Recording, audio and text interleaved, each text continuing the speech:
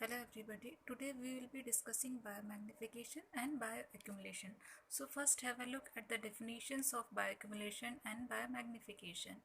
Bioaccumulation refers to the accumulation of toxic chemical present in the environment inside the tissue of a particular organism, while biomagnification refers to the increased concentration of those toxic chemicals inside the tissue of any organism or any animal.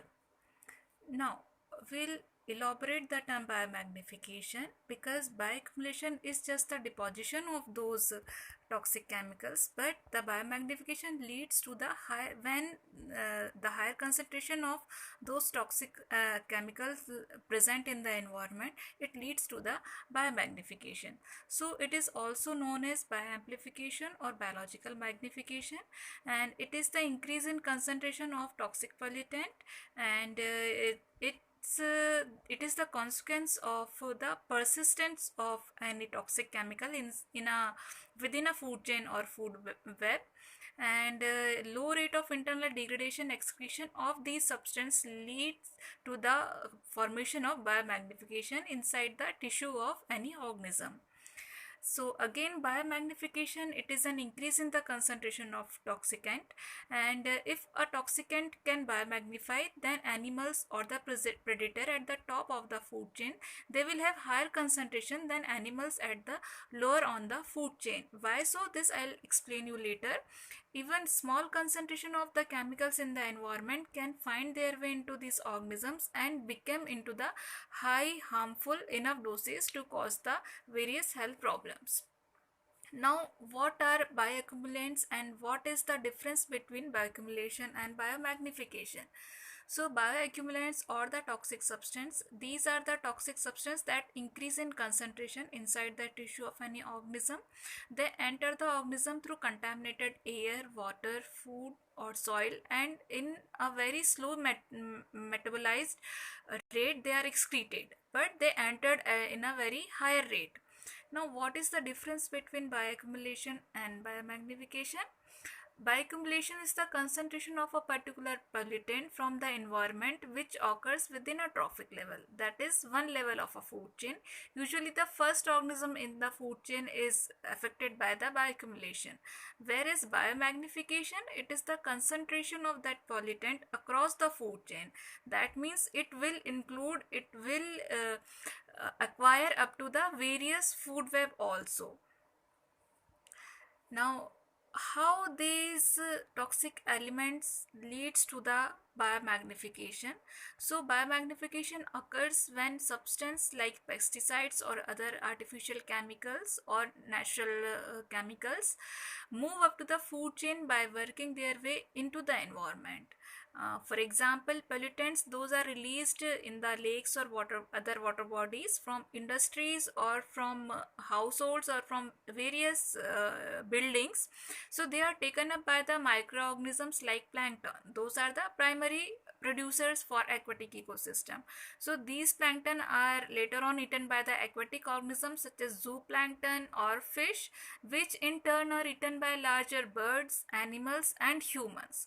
So that results in the concentration or the deposition of these toxic elements inside the organ of any animal or any human, and they move up in the chain and start increasing their concentration. Here in this diagram you can see this is an industrial area, and it is supposed to discharge its effluents inside the water. So what is happening initially, the and heavy metals or the toxicants which are being released inside the water body are being eaten up by the phytoplankton, as you can see here written phytoplankton, and then these phytoplankton are utilized by the zooplankton, and then from zooplankton these are eaten by the small fishes, and these small fishes are then eaten by the top consumer level animals, that includes large fishes, animals, birds and humans.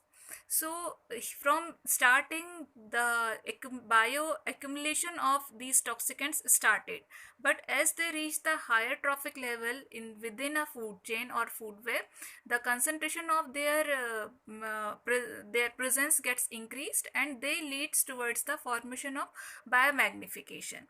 And here you can see, this is the process of biomagnification that is happening inside any water body and reaching up to us. Now, these are the few substances, and few substances, those are the category or the example of toxicants.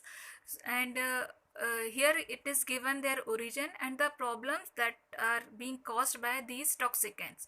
So for example, first we will take PCBs, that is polychlorinated biphenyls. They are originated from insulators in transformers, plasticizers, retardants, and what they impair the reproductive capacity in man and animals.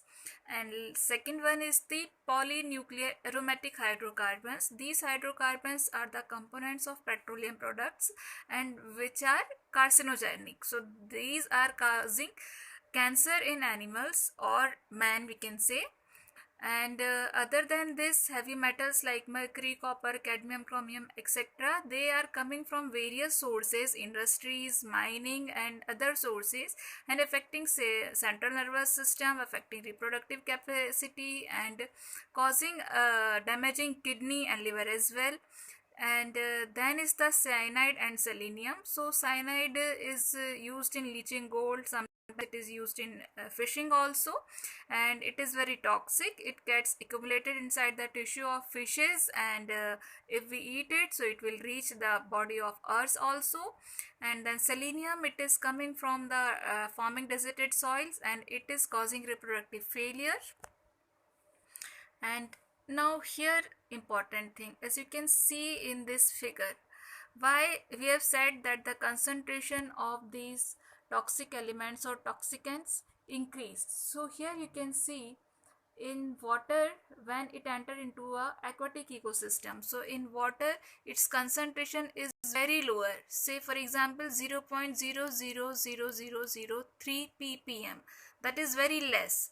But when this water is inhaled by zooplankton, its concentration increased to 0.04 ppm.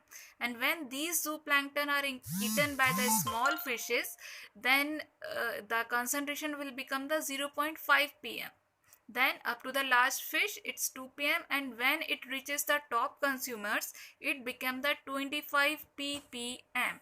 Here you can see on the rate by which it increases, and at the starting level it's parts per trillion, then parts per billion, then 1 parts per million, then 10 parts per million. So this is how it increases. And the very important point here to make is why it increased, because the rate of intake of these heavy metal is very much slower than the way or by the process of metabolism by which it's get excreted. So it is entering our body at a very low, very faster rate, but the rate that by which we can excrete it from our body, it is very lesser, it is very lower.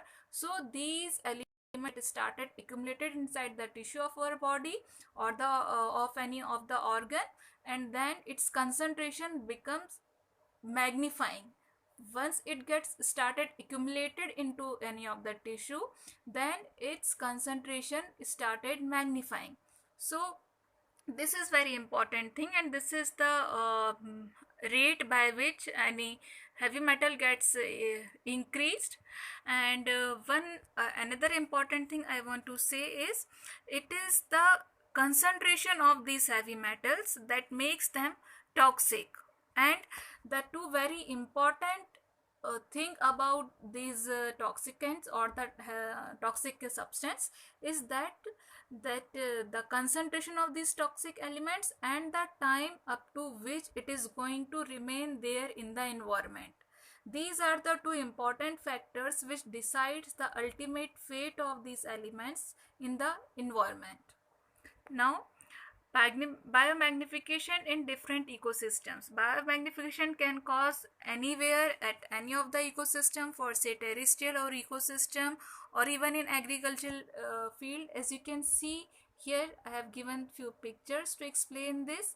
In the picture 1, just a dustbin is over there, and a cow or other animal is supposed to eat something, and now this garbage is consist of, it may have heavy metals that is coming from our house only and from nowhere else.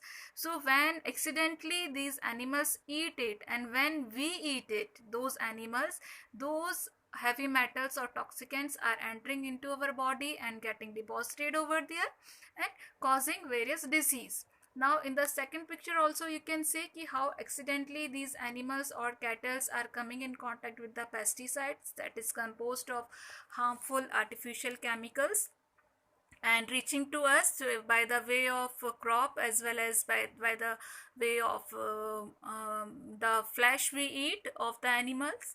And here in the third diagram you can see the bioaccumulation and biomagnification inside any aquatic ecosystem.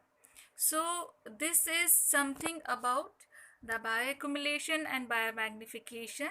These are the two very important and significant topic from environmental science point of view, and one has to study these to control the entry of these toxicants inside the environment.